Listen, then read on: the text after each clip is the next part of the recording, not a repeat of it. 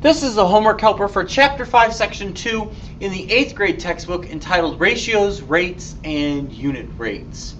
Alright, so let's go ahead and start taking a look at some of the questions here. We'll start off with number 1. Copper weighs 4,480 kilograms and has a volume of 0.5 cubic meters. What is the density of copper? So what's important here is you have to know the formula for density to make this work. Density is equal to mass divided by volume. Just remember it's like the DMV. That's an easy way to remember that formula. So to write the ratio here, we're going to write the mass over the volume. So that's going to be 4480 over 0.5.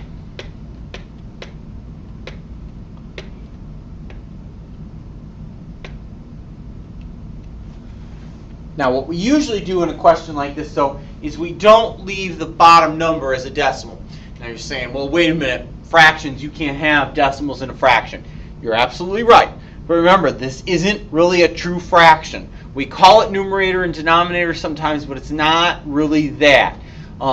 It feels like, it functions like, it acts like, it does everything like a fraction, but it's not really a fraction. And one of the reasons for that primarily is because of money. When we write ratios and rates, a lot of times they involve money type things, and money of course has decimals. Think about it. So can't do that unless everything was $7, $8, $9. You're going to have a decimal in there. When you pay $9.02 for something, there's your decimal right there. Okay, but what we would usually do is we would put this as something over 1. So what you want to do here is just double this guy, implying to multiply both the numerator and the denominator by 2. Most of you are going to do the 4480 divided by 0.5 and get a number. Just make sure you put that number over 1. It's not really a ratio or a rate unless you write the words to it, unless you put it over 1. So I'm going to do that 4480 times the 2 there, and that's 8960. So it's 8960 over 1, or 8,960 kilograms per cubic meter. And that would be the density of copper. Pretty easy. Okay, let's go ahead and take a look at number 3. Emily earns $7.50 an hour. How much does she earn in 3 hours? So $7.50 an hour would be $7.50 for 1 hour. And they want us to bubble this up to be something about 3 hours. Well, to go from 1 hour to 3 hours, you're of course multiplying by 3. And you're saying, well, this looks a lot like yesterday. It is a lot like yesterday. All right, and so we're going to do the exact same thing on the top. I'm going to do the 750 times the 3, and the 750 times the 3, that's going to give me 22.5 or $22.50. So Emily made $22.50 in 3 hours. All right, let's go ahead and take a look at number 5. Bob and Marquis went on a trip. The first day they drove 465 miles in 8 hours. What was their average speed for the first day of their trip? So distance, rate, and time are always related. Distance equals rate times time, but we're finding their speed. Well, if that's the formula, what we're finding, the speed, we're finding r really. So of course, if I'm going to solve this equation, which is kind of what I'm doing, right, I'm going to kick t over here. So what am I going to do? I'm going to divide out t to find r.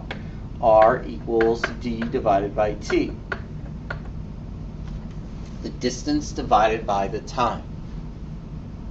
All right, well, we can write that as a ratio. That's no problem. He did 465 miles in 8 hours. So that's 465 over 8.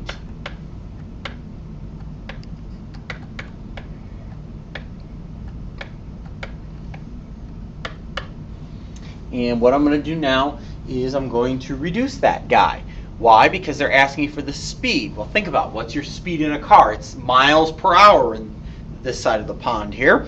So I've got to get this to be something over 1 hour. And of course, putting this over 1 is what they call a unit rate, which is one of the things they mention up there in the topics. Well, to go from 8 hours to 1 hour, we're dividing by 8. So I'm going to do the exact same thing in the numerator there. Now, if you're sitting there going, well, what if that gives me a decimal? Remember, that's okay. Looks like a fraction, feels like a fraction, acts like a fraction. It's not really a fraction. So if it gives you a decimal, that's okay. 465 divided by 8 does indeed, 58.125, but that's okay. We're not going to round, we're not going to panic, we're going to write 58.125. So his average speed is 58.125 miles per hour. Their average speed is 58.125 miles per hour.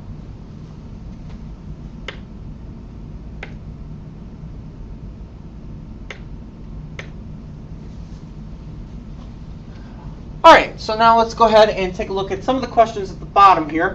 A little bit different scope in 7, 8, and 9. 10, you're going to do stuff like we were doing up top there. So that's fine. But 7, 8, and 9, you're going to compare two things, and the question they're asking you in all of those is, which is the better buy?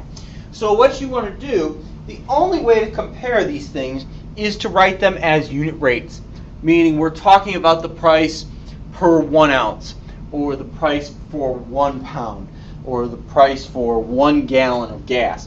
That's the only way we can make these comparisons. It's like if I look at the little tiny individual serving box of cereal versus the big box I get at Costco. Well, I can't really say, well, the little box is cheaper. Yeah, the little box is cheaper, but am I getting more or less per ounce? That's the real comparison. Am I paying 7 cents for that ounce of cereal, or am I paying 6 cents for that ounce of cereal? That's where we're really going to see the better buy happening. So let's look at number 7. 8.2 ounces of toothpaste for $2.99. So that's $2.99 for 8.2 ounces of toothpaste.